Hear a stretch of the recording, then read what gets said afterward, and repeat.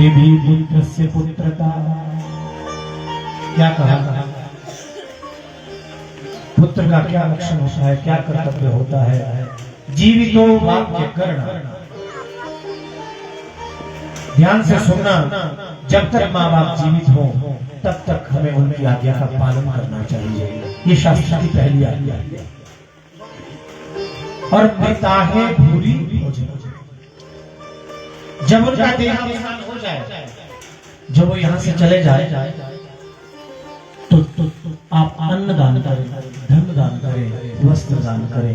मृताहे भूरी भोजन, यज्ञ करवाएं, भंडार करें।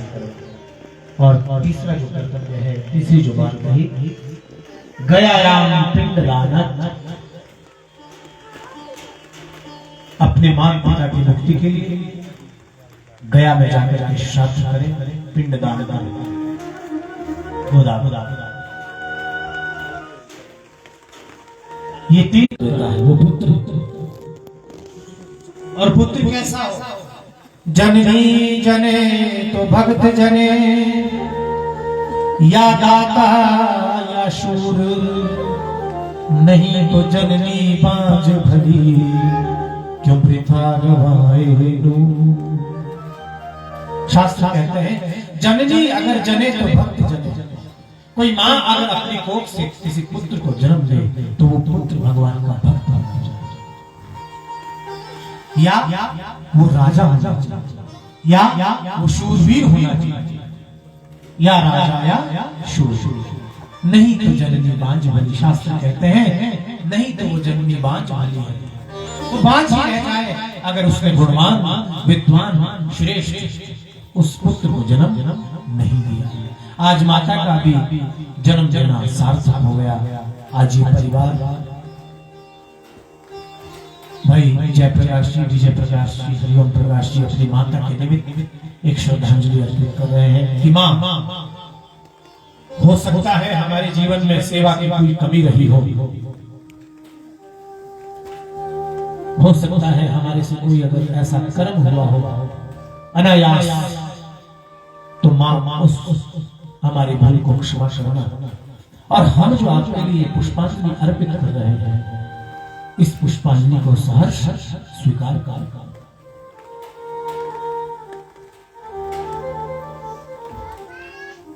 माध्यम कोई बनता है, हमारे बुजुर्ग लोग घर के सामने या अगल बगल में वृक्ष लगा करके जाते हैं। भले ही वो बुजुर्ग चला जाता है, लेकिन उस वृक्ष में लगे फलों को हम आपने तो खाया करें। वो लगाने वाला क्या लेकर के गया? क्या वो वृक्ष लेकर गया? क्या वो सर्वस्व लेकर गया? वो सब कुछ तो हमको दे के गया। इसलिए बड़ी सुंदर बात है, हम अलर्ट कर देते हैं, आगाह कर देते हैं कि भाई ध्यान रखना कि उलझ मत दिल बहारों में।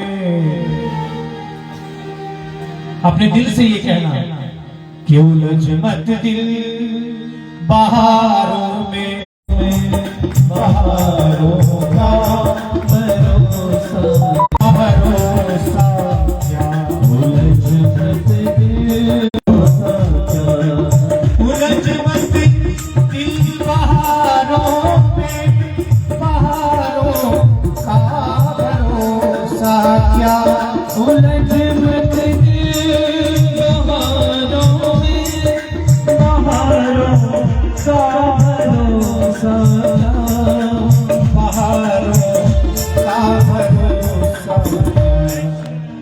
और सहारे टूट जाते हैं। हमने अपने जीवन को सहारा बना करके जिया। शास्त्र कहते हैं जब समय आता है वो सहारे सहारे टूट जाते हैं, सहारों का भरोसा क्या, सहारे टूट जाते हैं, सहारों का भरोसा क्या, हमारे सूख जाते हैं,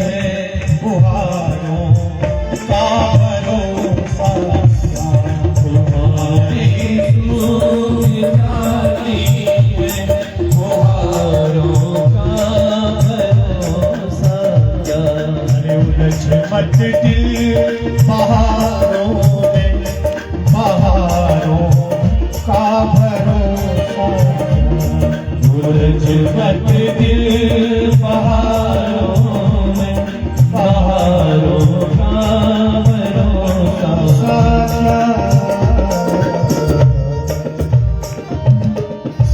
और के सहारे टूट जाते हैं, जो हमारे जीवन का सहारा हुआ करता है वो सहारे कभी टूट जाते हैं, सहारों पर भरोसा। इसलिए आज हम आप सबका परम सौभाग्य है, हरि अनंत हरि कथा अनंता, कहानी सुनही सब विधि सब संता। भगवान की अनेक कथाएं हैं, उनमें से श्रीमद् भागवत महापुराण की कथा सर्वश्रेष्ठ कथा थी।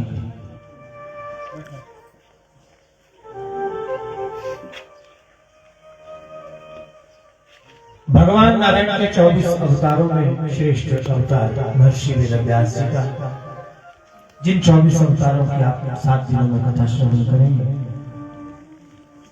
उनमें श्रेष्ठ अवतार महर्षि वेदव्यास जी के रूप में भगवान अवतरित हुए, जिन्होंने 4 वेदों की रचना करी। एक के पहले 4 बनाए, फिर पंचम वेद महाभारत की रचना करी। उसके बाद कहीं जाकर के जब नारद जी ने उपदेश दिया तो भगवान कृष्ण के चरित्र को लिखा, जिसको श्रीमद् भागवत महापुराण के रूप में परिवर्तित किया। हम आप सबके समक्ष रखा। सबसे पहला प्रश्न उत्पन्न होता है, भागवत कहते किसे हैं? तो अष्टादश पुराणेषु 18 मुख्य पुराण कहे गए हैं, बाकी उप पुराण बहुत हैं। 18 महापुराण कहे गए हैं, उसमें पद्म पुराण के अंतर्गत इस भागवती गंगा का वर्णन हम आप सबको सुनने को मिलता है।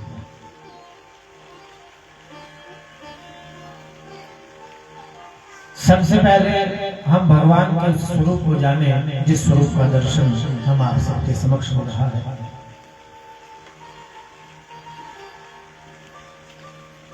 भागवत महात्म्य के प्रतिपादन करते हुए स्वयं वेदव्यास जी पद्म पुराण में लिखते हैं कि सच्चिदानंद रूपाय विश्वोत्पत्त्यादि हेतवे तापत्रय विनाशाय श्री कृष्णाय वयं नमः। भगवान के यहाँ स्वरूप लक्षण का वर्णन किया गया है। भगवान कैसे हैं?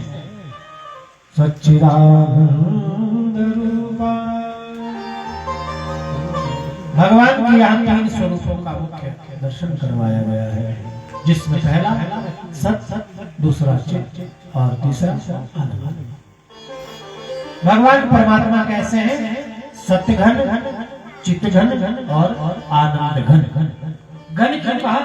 घन श्रेष्ठ होता है, घन ठोस होता है। मतलब जो सत्य है वो भगवान में इतना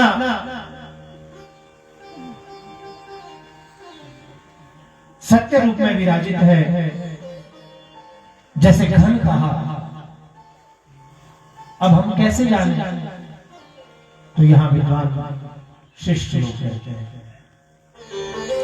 शौनक आदि 88,000 ऋषि, बड़ा सुंदर तीर्थ है नैमिषारण्य तीर्थ, वहां पर सब बैठे हैं और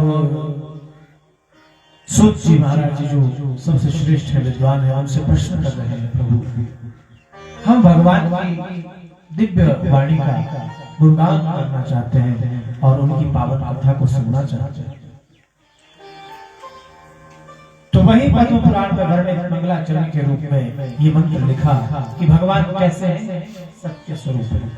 सत्य को हम कैसे माने? ये संसार चल रहा है, दिख रहा है, लेकिन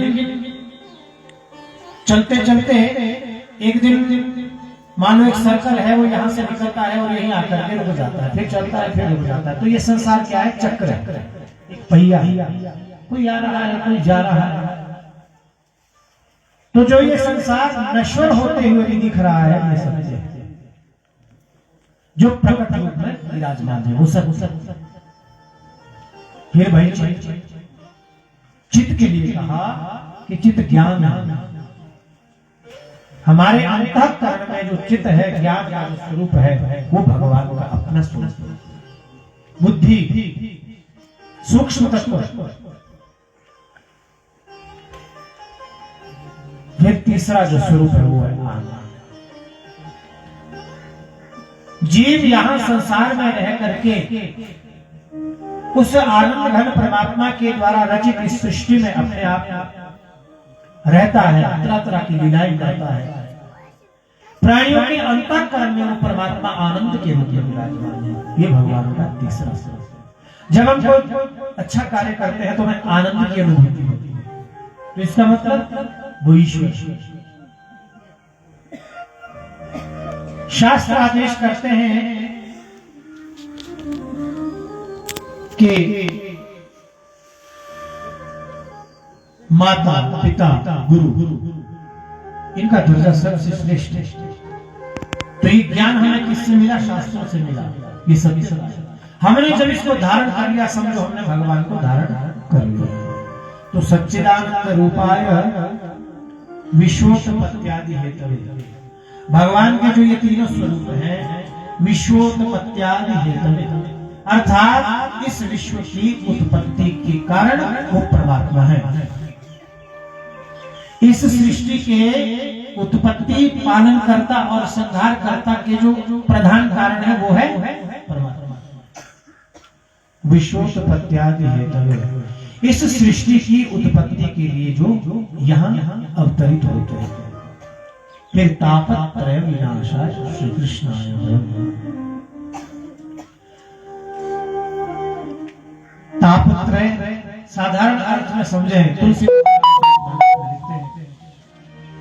देहिक देविक भौतिक तापा, देहिक देविक भौतिक तापा, देहिक देविक भौतिक तापा, देहिक देविक भौतिक तापा, राम राज काहू नहीं जापा, राम राज काहू नहीं जापा, राम राज काहू नहीं जापा, राम राज काहू नहीं जापा।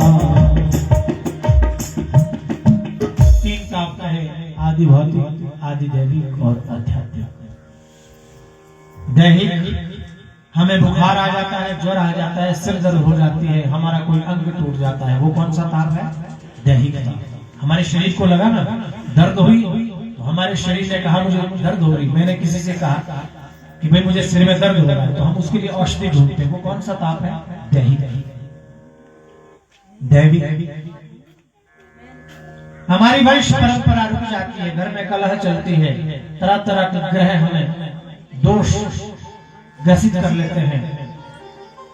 दैविक दोष हमें लग जाता है, फलाने देवता का दोष है, फलाने पाप का दोष है। वो क्या है? वो दैविक ताप। भौतिक, जिस भौतिकता में हम आप रह रहे हैं, ये सब भौतिक ताप है। किसी से प्रेम हो गया, इतना प्रेम हो गया कि अब उससे छूटना मुश्किल है, और जब वो प्रेमी हमसे दूर चला जाता है तो हमें क्या होता है? पीड़ा होता है, वो दुख।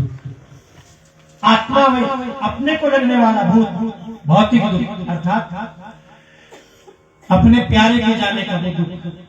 तो अधिक ना कहते हुए भगवान इन तापों के नाश के लिए ताप विनाश है श्री कृष्ण है। इस सृष्टि में बार बार क्या है? अवतरित होते रहते हैं। तो ऐसे परम पिता परमात्मा जगदीश्वर को हम आप सभी भी क्या है? बारंबार प्रणाम करते एक इसमें संशय आता है, श्री कृष्णाय वयम नमः क्यों नहीं कहा, नुमः क्यों कहा? तो यहाँ शास्त्र तर्क देता है कि सभी के द्वारा वंदन किए जाने पर यहाँ नमः की जगह नुमः हुआ है। शायद सब पढ़ते हैं कि यहाँ तो नमः होना चाहिए था, लेकिन व्याकरण की दृष्टि से वो बड़ा शुद्ध और पवित्र लिखा गया, कहा गया। अर्थात हम सब मिलकर के उस परमपिता परमात्मा जगदीश्वर को बारंबार प्रणाम करते हैं। अगर एक कहता अहम नमामि, मैं प्रणाम करता हूँ, तो यहाँ क्या था, यहाँ वेदव्यास जी का क्या अहंकार छा। अगर वो कहते कि अहम नमामि, मैं भगवान को प्रणाम करता हूँ, नमस्कार करता हूँ, एक तरह से तो ठीक है कि मैं करता हूँ, लेकिन अहंकार यहाँ आ गया। इसलिए कहा कि हम सब मिलकर के भगवान नारायण के चरणों में बारंबार प्रणाम करते हैं। बोलिए नारायण भगवान की जय। देखो जयकारा 7 दिन तक ऊंचा होना चाहिए, तेज होना चाहिए, ठीक है। आज तो मौसम भी बढ़िया, उतनी धूप नहीं लगी है और ठंडा ठंडा मौसम है, तो सुस्ती भी नहीं आनी चाहिए। कोई बात नहीं, भोजन की बढ़िया व्यवस्था करी है गुरु जी ने, तो उसकी चिंता मत करिए। फिर कहा यम प्रव्रजन्तमनुपेतमपेत कृत्यं द्वैपायनो विरह कातर्याजुहवः पुत्रेति तन्मयतया तर्वो विनेदुः तं सर्वभूतहृदयं मुनिमान् अनुपेतम्। अधुना श्रीमान शुकदेव महाराजस्य यज्ञोपवीतं संस्कारमपि न अभी तक श्री शुकदेव जी का यज्ञोपवीत संस्कार भी नहीं हुआ, और यम प्रजंतम प्रव्रजंत हो गए, घर को छोड़ करके चले गए। कहां? भगवान को प्राप्त करने के लिए, ईश्वर को प्राप्त करने के लिए। यम प्रव्रजंतम अनुपेतम उपेत कृत्यम, अभी उनको कोई जरूरत नहीं है जने। विरह कातर आजुहाव, अर्थात विरह से व्याकुल होकर के किसी का पुत्र चला जाए महाराज, तो पिता क्या विरह से नहीं पुकारेगा कि बेटा वापस हट जा, आजा, कोई बात नहीं। अगर मैंने 2-4 बात गुरु ने कह दी, कोई बात नहीं, मिलकर के सुलह कर देते हैं, आजा वापस आजा यार, कोई बात नहीं। लेकिन यहाँ जिसका पुत्र चला जाए कि अब ये वापस आने वाला नहीं है, तो उस पिता का क्या? लेकिन पिता भी कौन? वेदव्यास जी जैसे पिता जिनको मिले वो तो भाग्यशाली। विरह कातर आजुहाव कह रहे हैं वेदव्यास जी, सुखदेव वापिस आजा बेटा, वापिस आजा। तो 6 वर्ष का है अभी, तेरा यज्ञ संस्कार भी नहीं हुआ, कहाँ चला तू भगवान को प्राप्ति करने के लिए? पुत्रेति तन्मयतया तर्वो विनेदुः, पुत्रेति, हा पुत्र कह रहे हैं, मेरे बेटा सुनो मेरी बात, वापिस आ जाओ, मान लो मेरी बात। तर्वो विनेदुः, बार-बार प्रणाम कर रहे हैं, उससे प्रार्थना कर रहे हैं, मान जा मेरी बात। तम सर्वभूत हृदय मुनि मानतोस्मि। इस तरह से जब वेदव्यास जी ने अपने पुत्र को आवाज लगाई, पुत्र तो वापस नहीं आया, लेकिन प्रकृति ने उसको जवाब दिया कि वर्षी वेदव्यास जी, ये कोई साधारण पुत्र नहीं है, जिनको आप अपना पुत्र कह रहे हैं, ये साक्षात परमात्मा का अंश है और उसकी प्राप्ति के लिए जा रहा है। आज आप पुत्र मोह को त्याग दीजिए, छोड़ दीजिए। ऐसे श्री सुखदेव जी, जिनका अभी तक जनेऊ भी नहीं और भगवान को प्राप्त करने के लिए चल दिए, ऐसे अमल आत्मा है, विरक्त आत्मा है सुखदेव जी। उन सुखदेव जी के चरणों में हम आप सभी मिलकर के बारंबार प्रणाम करते हैं, वंदन करते हैं। बोलिए नारायण भगवान की, बोलिए सुखदेव जी महाराज की। देखो आज कथा चलेगी 7 बजे तक, ठीक है सबराज जी? आज मैं लेट आया हूँ, कैसे मैं टाइम से आ जाऊंगा, तो आज कथा चलेगी 7 बजे तक। अभी आज तो हम यहीं के बैठे हैं, दूर का कोई नहीं आया, जिसकी बस छूट जाए, किसी की गाड़ी छूट, तो कोई बात नहीं, हरी इच्छा तक चलने में, चलो इतना रखते हैं, 7 थोड़ा ज्यादा हो जाएगा। इसके पश्चात इसकी जो कथा की जो परिपाटी है, क्यों करनी पड़ी भाई कथा? कलयुग के अंदर, कलयुग केवल हरिगुण गाहा और पावहि नर, गावहि नर पावहि भव थाहा। गावही न पावही भव था। क्यों जरूरत पड़ी भाई? बोले अगर भगवान का गुणगान कलियुगी जीव थोड़ा भी कर लेगा तो उसका कल्याण हो जाएगा। त्रेता युग में बड़ी तपस्या करनी पड़ती थी महाराज, हड्डियां गलानी पड़ती थी, तब कहीं परमात्मा मिलते थे। द्वापर आया, थोड़ी मोटी साधना करने से भगवान मिल जाते थे। सतयुग में तो बहुत कठिन था, और अब जब ये कृतयुग से लेकर के जब ये कलयुग आया तो कलयुग केवल हरिगुण गान। भगवान नारायण की ऐसी कृपा है कि इस कलयुग में हम आपको जन्म तो दे दिया, लेकिन इस कलयुग को भगवान नारायण ने अपनी खूंटी से बांध दिया। मतलब हमको आज्ञा दी कि हम कुछ भी कर ले, भगवान को हम नैवेद्य चढ़ाते हैं, भगवान को एक दाना भी नहीं खाते। तो कौन है? हम खाते, वो तो माध्यम है। हम पितरों को इतनी वस्तुएं देते, वो तो एक लोटा भी लेकर के नहीं गया। आज तक किसी का पितर कोई गया बिस्तर लेकर? नहीं गया। लेकिन अर्पण करने की जो हमारी भावना वो होनी चाहिए। क्या पता वो शास्त्र कहते हैं इस बात को कि जो धर्म होता है ना वो कभी नष्ट नहीं होता। किसी के निमित्त किया हुआ कर्म कभी नष्ट नहीं होता है, और आपके जीवन में किया हुआ धर्म वो कभी नष्ट नहीं होता है। महाभारत में हम कथा सुनेंगे, युधिष्ठिर जी महाराज जी के साथ लास्ट तक वो कुत्ता वही पहुंचा, क्योंकि वो धर्म था उनका। अब शौनक आदि 88,000 ऋषि, देखो हमारे शास्त्रों में परंपरा है ऋषियों की। ऋषि जो शब्द है आर्ष धातु से दर्शनार्थ, आर्ष धातु दर्शनार्थ, दर्शन के अर्थ में होती है, ऋषि बनता है। आर्ष दर्शनार्थ ऋषि व्याकरण की दृष्टि से। तो ऋषि क्या है? जिन्होंने मंत्रों के जो दृष्टा है, जिन्होंने मंत्रों को देखा, पढ़ा नहीं, हृदयंगम नहीं किया, देखा। कैसे देखा? आंखें बंद करके, जरा आंखें बंद करिए, संसार काला है, आंखें बंद करो, दिख रहा है? कुछ नहीं दिख रहा है। लेकिन ऋषियों ने देखा, इंटरनल आईज, जो उनकी आंतरिक जो दृष्टि थी, उनकी जो सोचने की जो भावना थी, वो इतनी पवित्र थी कि सोचते थे सुखदेव जी और लिखते थे भगवान गणपति जी। अब इतना तार जुड़ा हुआ था कि ना तो सुखदेव जी गणपति को बताते थे कि महाराज ये लिख दो, और ना गणपति को पूछा करते थे कि क्या लिखना है। वो अंतःकरण की भावना से जुड़े थे, बेशक दोनों सामने सामने बैठे। तो शौनक आदि 88,000 ऋषि हुए हैं हमारी ऋषि परंपरा में। उनमें सबसे श्रेष्ठ सूत जी महाराज। तो निमिषारण्य तीर्थ तो आप सब गए हैं, और देखो जिनके निमित्त ये कथा हो रही है, इन्होंने भी बड़ा तीर्थ व्रत किया भाई। मैं बड़ा ही से लड़ता था, मेरे को भाई जी कहती थी, मेरे पिताजी से कहती थी। तो हर बार पूजा में हमारी लड़ाई होती है, बोले गुणानंद ने ये पूजा भी छोड़ दी, ये भी छोड़ दी, तो ठाकुर का मैंने पूजा। तो आज वो याद आती है यार, वो आदमी सही होती है। मैं तो आप सब लोगों के बीच में पला बड़ा यही रहता था, बुआ जी के पास रहता था। बाप और बुआ तो बराबर होते हैं, बाप के बाद बुआ ही तो वो मुझे रोकते थे, बात बात पे टोकते थे। आज तो मेरा ठाकुर की पूजा की पूरा किया, इतना मंदिर मेरा भगवान ने पूजा करते भाई, और तो यही मंदिर में डंडा।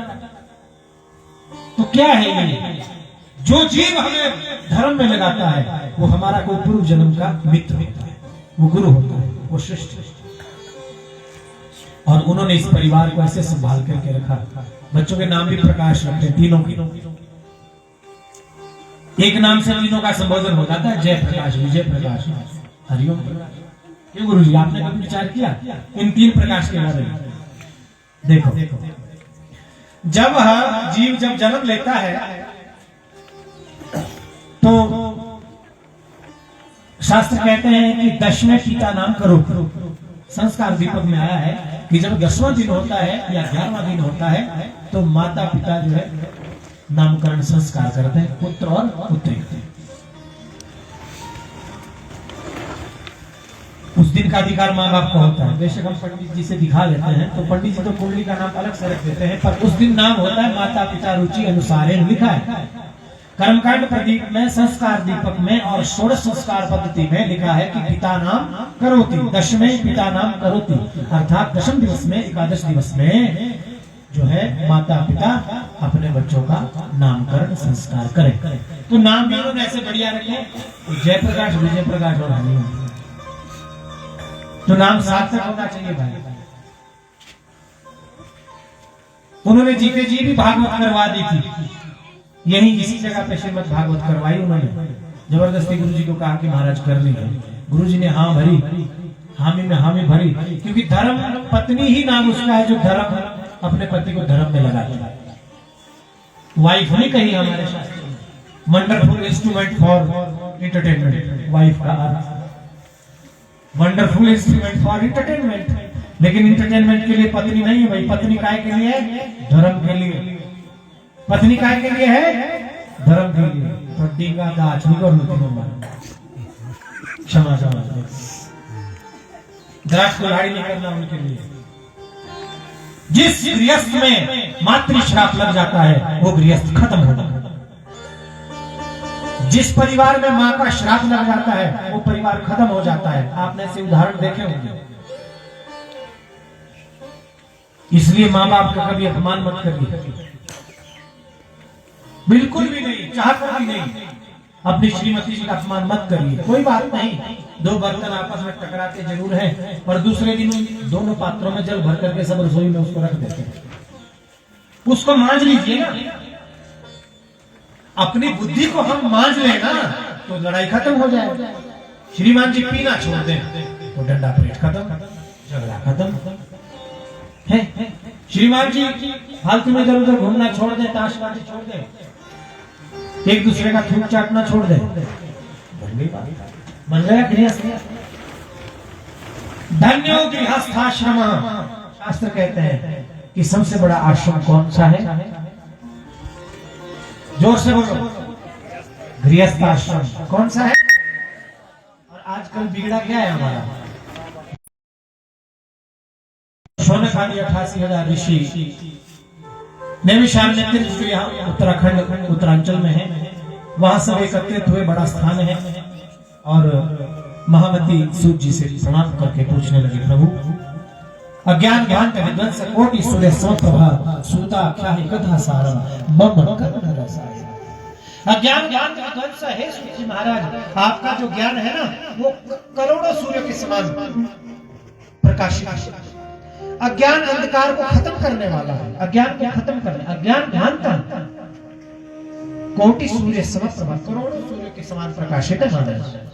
सूता क्या है? इसलिए हे सूत जी महाराज, आप कृपा करके उस पावन कथा को हमसे कहिए। शौनक जी कहने लगे, बोले सूत जी महाराज हमारी ये प्रार्थना है आपसे। तो प्रत्युत्तर में सूत जी क्या कह रहे हैं? यह घोरे कलौ प्रायो जीवश्चासुरतांगता क्लेशाक्रांतस्य तस्य शोधने किम परायणम। हम यही बात जो कर रहे थे वही बात यहाँ कही है कि यह घोरे कलौ प्रायो जीवश्चासुरतांगता। इस घोर कलिकाल में जीव जो है क्या है वो असुर बन गया है। क्लेशाक्रांतस्य तस्य शोधने किम परायणम, क्लेश से क्रांत है वो, उसके घर में कलह हो रही है, उसके परिवार में झगड़ा हो रहा है, समाज के अंदर विकृतियां हो रही है पैदा। फिर कहा शोधने की परायण, फिर उसका शोधन करने का महाराज क्या तरीका है? अब सूत जी कहने लगे, बोले ठीक है महाराज आपकी इतनी अगाध श्रद्धा है तो मैं आपसे इस बात को कहता हूँ। सूत जी कहने लगे, काल मुख ग्रास त्रास निर्नाश हेतवे श्रीमद् भागवतम शास्त्रम कलौ कीरेण भाषितम्। कीरेण भाषितम् शुकेन भाषितम्। किम? इस घोर कलिकाल में जीव पैदा होता है, पलता बढ़ता है और अंततः मर जाता है। काल के सब ग्रास होते जा रहे हैं, लेकिन अगर इस ग्रास से बचना है, इस काल रूपी ग्रास से हम आप सबको बचना है तो भगवान की शरण ग्रहण करनी पड़ेगी। अब क्या हुआ, जब ऋषि लोगों को वहां एकत्रित देखा कि भाई ऐसे ऐसे वहां चर्चा हो रही है, भगवत सत्संग हो रहा है, तो समस्त देवी देवता भी सोचने लगे, बोले हमको भी वहां जाना चाहिए। देवता लोग स्वर्ग में सुधा कुंभम देवाता समागमन। जैसे यहाँ हमारे अवाहित स्थापित पूजित देवी देवता है, तो वहां भी उस नैमिषारण्य नगर में अमृत का कलश लेकर के देवता लोग पहुंच गए और सुखदेव जी के समक्ष वो कलश रख दिया। प्रणाम करके सुखदेव जी से कहा, महाराज शौनक आदि 88,000 ऋषियों को यहाँ सूर्य जी कथा सुना रहे हैं और सुखदेव जी महाराज गंगा के तट पर महाराज परीक्षित की कथा सुना रहे हैं, क्योंकि परीक्षित को श्राप लगा था 7 दिन में मरने का। तो जब इस बात को सुना तो देवताओं का जाना तो स्वाभाविक था। अमृत का कलश रख दिया। बोले महाराज ये जो अमृत आप कथामृत जो पिला रहे हैं, ये आप हमको पिला दीजिए, इसके बदले में जो ये सुधामृत है इस घड़े के अंदर अमृत रखा है, वो आप सुखदेव जी को पिला दीजिए, ये अमर हो जाए। ये भी अमर हो गए, हम कथा श्रवण करके अमर हो जाएंगे। क्योंकि इस जीव जगत में आने के लिए देवता भी तरसते हैं, मानव जीवन लेने के लिए देवता भी तरसा करते हैं, इसलिए ये श्रेष्ठ जन्म है। अब देवता लोग कहने लगे, बोले प्रकाश्यामो भयम सर्वे श्रीमद्भागवतामृतम श्रीमद्भागवतामृतम। प्रकाश्याम महाराज हम पीना चाहते हैं सभी इस भागवत अमृत को। सुखदेव जी ने कहा, देवता कथामृत की बात करते हो, क्व कथा क्व सुधा लोके क्व कांचक क्व मणिर्महान ब्रह्मरातो विचारीवत देवान् जहास। अरे देवता क्व कथा क्व सुधा लोके, कहां ये भागवत की कथा और कहां कहीं कांच और मणि का संयोग माना जाता है? अरे भाई कोई कांच के बदले आपसे कोई कीमती मणि ले ले तो आप दे देंगे? नहीं देंगे ना। किसी को आपने सोने की कोई मणि, अगर आपने सोने की कोई धातु कोई उससे बड़ी कोई अंगूठी दी है या कोई उसका वस्तु कोई दी है, उसके बदले में आपको कोई कांच पकड़ा दे तो ले लेंगे आप? नहीं लेंगे। इसलिए देवताओं मेरा जो ये भागवत अमृत है ये लाखों की बड़ी है, ये अनंत अनंत सुख को देने वाली है। आपकी जो ये जो आप सुधामृत की जो बात कर रहे हैं, ये तो साधारण कांच के समान है, ये तो साधारण वस्तु है। ये अमृत तो और भी जाकर पाया जा सकता है। सुखदेव जी कहने लगे परीक्षित से, अभक्तांतांश विज्ञाय नदौ ददौ सकथामृतम् श्रीमद्भागवती वार्ता सुराण पृथ्वी दुर्लभा। अभक्ता, देखो भागवत की कथा किसको नहीं सुननी चाहिए? जो अभक्त है, जो भगवान के प्रति भक्ति नहीं रखते। अभक्तांश विज्ञाय न ददौ सकथामृतम्। देवताओं तुम तो सौदागर बनकर के आए, अगर साधारण श्रोता बनकर के आते तो अवश्य में इस कथामृत को आपको पिलाता। आप तो सौदागर बन के आए हैं, तो सौदा तो बराबर वस्तु का हुआ करता है। अगर हम किसी से कोई सामान लेते तो उसके बदले में उसको पैसा, हमने किसी को पैसा उधार दिया तो बदले में पैसा लेते हैं। तो बराबर की जो वस्तु होती है उसका आदान प्रदान होता है। इसलिए तुम्हारी जो वस्तु है ये कांच का टुकड़ा है, और जो मेरी जो वस्तु है भैया तो लाखों की मणि है, कैसे दे दो? फिर कहा अभक्तान, आप भक्त बन करके नहीं आए, आप सौदागर बन के आए, इसलिए आपको मैं कथा देने वाला नहीं। इसलिए ये हमारे लिए भी आज्ञा है कि जहां ज्ञान न सुना जाए, जहां आपकी बात का महत्व ना हो, वहां आप बात कहना छोड़ चले जाइए। जहां आदर नहीं होता वहां जाना नहीं चाहिए। बुराइयों को कभी जीवन में अपनाना नहीं चाहिए। जहां आदर नहीं हो वहां नहीं जाएंगे। तो जहां जिसकी बात का कोई महत्व ना हो वहां मत जाइए। इसलिए देवताओं, श्रीमद् भागवती वार्ता सुराणाम दुर्लभ। बोले देवताओं ये तुम्हारे लिए भी दुर्लभ है ये कथा, इसलिए चले जाओ यहां से। देवताओं को डांट करके लगा दिया सुखदेव जी। अब देवता लोग रोते रोते ब्रह्मा जी के पास गए। बोले चलते हैं जरा अपने पिताश्री से पूछे कि महाराज ये क्या बात है, हम देवता होते हुए भी भागवत कथा में से वंचित क्यों? पिताश्री हमें वंचित क्यों किया गया कथा के लिए? जाकर के चरणों में प्रणाम किया और कहने लगे प्रभु हम गए थे, सुखदेव जी राजा परीक्षित को कथा सुना रहे, शौनक आदि 88,000 ऋषि जो है सूत जी से सुन रहे हैं, और महाराज जी हम भी गए श्रोता वहां पर बन करके, तो हमको कहा सौदागर और हमारे को डांट करके भगा दिया। ब्रह्मा बाबा विस्मित बोले ऐसा क्या है इसमें भागवत जी में? ब्रह्मा जी भी बड़े तेज हैं, उन्होंने क्या किया, तराजू लिया, तकड़ी को लिया, एक तकड़ी में रख दिया भागवत जी को और दूसरी तकड़ी में रख दिया समस्त शास्त्रों का सार, जितने भी शास्त्र थे वो रख दिया। साधना में जा राज्यो मोक्षम तथा वीक्ष पूरा धाता विस्मित। ब्रह्मा बाबा ने जब तकड़ी देखी सोचने लगे हैं, बोले लघु ज्ञानी जातानी गौरवेण इदं महा तदा ऋषिगणा सर्वे विस्मयं परमं। लघुनि अन्यानि जातानि वस्तुनि, अन्यानि वस्तुनि लघुनि मस्त वही है भागवत।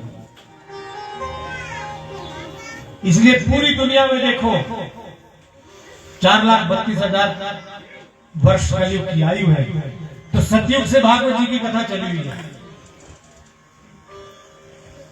बद्रीनारायण की गुफा ब्रह्म नद्याम सरस्वत्याः आश्रमः पश्चिमे तक, पश्चिम तट पर ब्रह्म नदी है, सरस्वती नदी है, वहां से चली है, वहां पर रचना करके आप कथा सुने। तो आज तक ये कथा चल रही है, वृंदावन में कथा हो रही है, हरिद्वार में कथा हो रही है, यहाँ कथा हो रही है, कहीं और कथा तो चली है भाई, ये इसका महत्व है। तो लघुनि अन्यानि जातानि, यहाँ सब ऋषि जो है इस बात को देख करके बड़े हैरान हुए, परेशान हुए और कहने लगे महाराज मेनिरे भगवत शास्त्र भागवतम कलौ। ब्रह्मा बाबा जी ने कह दिया, बोले जो सबसे श्रेष्ठ है वो है भागवत। घोषणा कर दी, सारे में घोषणा कर दी कि पुराणों में जो सर्वश्रेष्ठ है वो भागवत कथा।